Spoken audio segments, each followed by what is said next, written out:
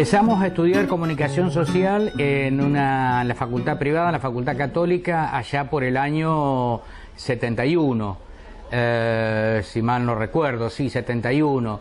De manera que yo hice un par de años en la universidad privada, y en el año 73, con el advenimiento de la democracia, en el que se recupera nuevamente la democracia, año 73, comenzamos a trabajar en lo que fue el traspaso a la universidad estatal. Que deciden sacarse de encima algo que les molestaba. Periodismo y en alguna medida también letras, con quienes compartíamos muchas cosas, llevábamos adelante un protagonismo que iba en crecimiento, con un fuerte compromiso incluso social. Entonces eso hace de que en definitiva les moleste determinado tipo de reuniones, no se nos autorizaban reuniones, asambleas, ningún tipo de actividad que supusiera algo más allá de lo estrictamente académico. Y un 7 de junio, nunca lo vamos a olvidar, nos encontramos cuando concurrimos como lo hacíamos habitualmente a clase, nos encontramos con las puertas de la facultad cerradas. Esto fue un golpe muy fuerte para todos los que estábamos cursando la carrera, y ahí comenzó una lucha realmente que fue realmente muy fuerte, en la que participamos todos con mucho protagonismo y con mucho entusiasmo, y que hizo posible que resolviéramos todas las dificultades burocráticas e incluso las cuestiones de tipo político para poder llegar a la universidad estatal. Es una carrera que empecé cuando estaba todavía en el ámbito privado, porque no había carreras públicas de esa especialidad, y que terminé de cursar cuando la carrera ya se había estatizado. Concretamente,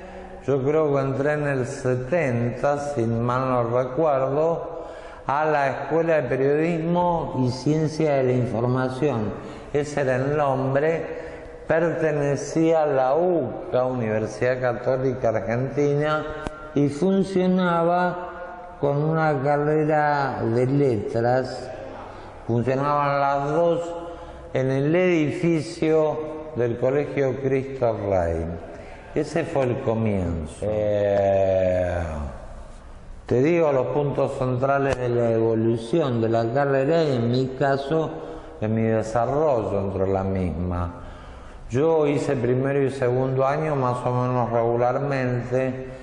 Después, por encontrarme militando en una organización de base, me alejé un año y pico de la carrera. Cuando volví, ya se había concretado el proyecto de creación de una carrera estatal de comunicación. Empezó a funcionar en Filosofía y Letras y siguió en Derecho en la planta alta junto a Ciencia Política. Ahí terminamos de cursar lo que puede considerarse, creo, la primera promoción recibida en el ámbito de la facultad estatal. Comunicación fue una carrera que empezó en la vieja Facultad de Filosofía y Letras, hoy Humanidades y Artes.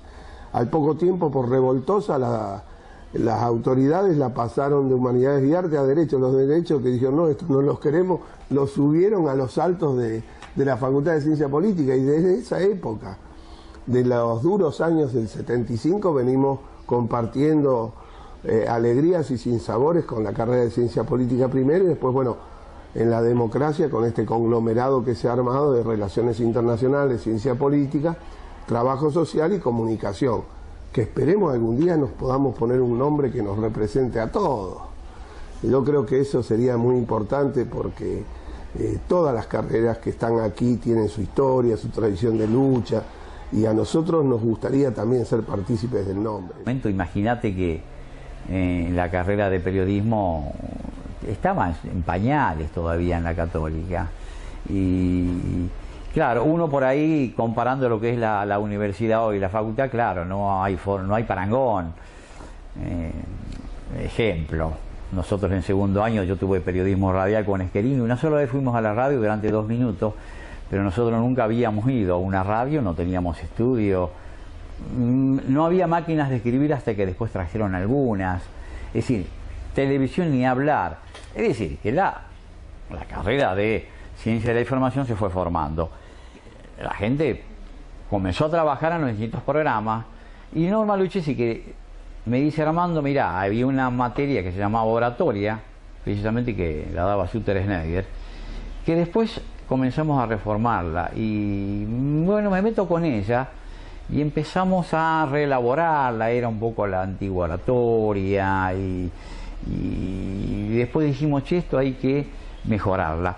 Y creo que Oscar Bertone fue el primer jefe de departamento de las prácticas, que él nos dice un día: Armando, empezar radio ya. Y fue un golpe de la expresión oral llevada a la radio, y sí, fue que armamos un pequeño estudio en uno de los salones de la Facultad de Derecho, me acuerdo que era una casillita ahí, y ahí fueron las primeras experiencias nuestras de hacer un poco de radio, es decir, llevar la expresión oral al discurso, al comentario periodístico y hacerlo. Y fue una experiencia inédita. Cuando después preparan el camino para ya volver a la Siberia, estoy hablando ya en el 86, 87, medio que nosotros no queríamos, no, ¿y la radio qué va a pasar? No, pero ahora vamos a tener radio nueva en la Siberia. Y fue así que después nos incorporamos aquí a la Siberia, que claro, un edificio nuevo, con un estudio nuevo que para nosotros fue revolucionario. Imagínate, con micrófono, tener un grabador, tener parlante, era una cosa renovadora en esos momentos. En ese momento no había nada, íbamos a los canales locales de la ciudad para ver cómo era una cámara para filmar, o lo que era una isla de edición. Lo mismo las prácticas de redacción, ni máquinas de escribir en ese tiempo que eran importantes teníamos. Entonces se peleaba, y bueno, con el producto de los años se fueron incorporando a un salón de redacción con máquinas y algo de tecnología. Me acuerdo en el edificio de la Facultad de Derecho, en un aula se puso una isla de edición, se montó un estudio de radio bastante precario, pero era una forma de manipular cierta tecnología importante para la formación del comunicador. Y después también íbamos a Radio Nacional, hacíamos un programa, pero era muy difícil el tema de la infraestructura. Fue una falta de que se notó en la demanda de la necesidad de incorporar determinada tecnología para la carrera de comunicación. Pero bueno, se peleaba con lo que había de ese momento, con escasos presupuestos para ese tipo de infraestructura.